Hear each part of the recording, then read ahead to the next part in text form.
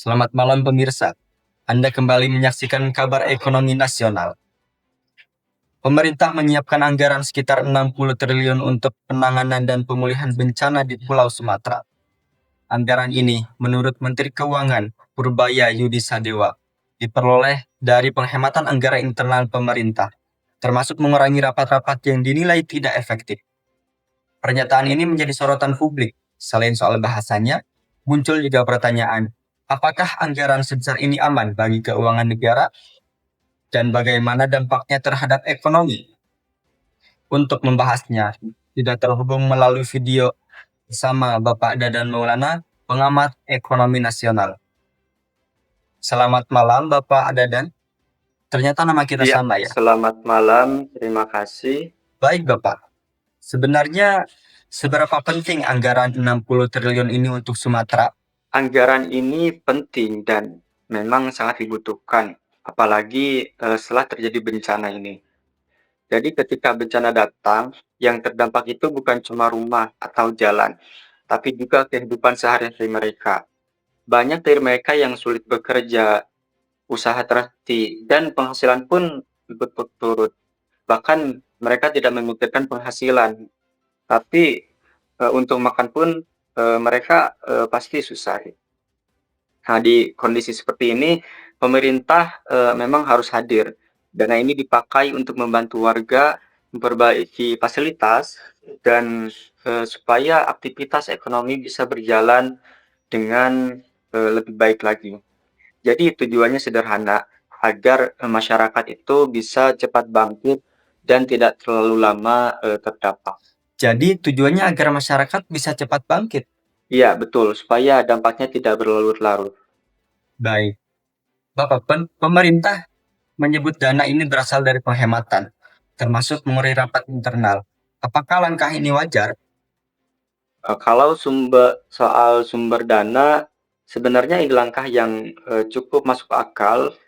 Selama ini kita tahu ada anggaran yang habis untuk rapat, perjalanan dinas, atau kegiatan lain yang manfaatnya tidak langsung dirasakan oleh masyarakat. Kalau anggaran seperti itu dikurangi dan dialihkan ke hal yang lebih mendesak, seperti penanganan bencana, tentu tepat sasaran, tapi memang pemerintah itu perlu menjelaskan dengan baik ke publik supaya tidak menimbulkan kesalahpahaman dan masyarakat tetap percaya. Artinya, penghematannya bagus. Ya, betul. Penghematannya bagus, tapi penjelasannya juga harus jelas. Lalu, apakah anggaran sebesar ini bisa membebani keuangan negara? Kalau untuk sekarang, kondisi keuangan negara masih cukup aman.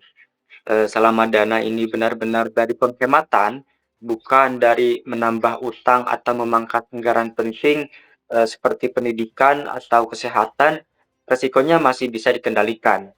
Tapi tentu perlu ke depan itu harus tetap dijaga. Pengeluaran besar ini tidak bisa dilakukan terus-menerus tanpa perencanaan yang matang. Jadi perlu tetap hati-hati supaya keuangan negara itu bisa tetap terkendali. Jadi aman sekarang, tapi harus tetap dijaga. Betul, aman sekarang, tapi tetap harus dijaga. Baik, bagaimana dampak anggaran ini bagi masyarakat di Sumatera, Bapak? Dampaknya ke masyarakat itu bisa terasa secara langsung. Saat ini dana digunakan, ada pekerjaan untuk warga, perbaikan jalan, fasilitas umum, dan juga bantuan untuk kebutuhan sehari-hari. Semua itu membantu ekonomi di daerah bisa bergerak kembali. Tapi perlu diingat ini sifatnya pemulihan, bukan solusi jangka panjang setelah kondisi membaik. Tetap dibutuhkan kebijakan lain supaya ekonomi daerah itu bisa tumbuh lebih kuat dan lebih tahan ke depannya. Baik, terima kasih Bapak Dadan atas penjelasannya. Pemirsa, anggaran 60 triliun untuk Sumatera menjadi bukti peran pemerintah dalam membantu masyarakat bangkit dari bencana. Namun, efektivitasnya sangat bergantung pada pengelolaan yang tepat, penggunaan yang transparan, dan komunikasi yang jelas kepada publik. Kami akan terus mengikuti perkembangan kebijakan ini. Saya, Dadan Maulana, terima kasih sudah menyaksikan kabar ekonomi nasional. Selamat malam dan sampai jumpa.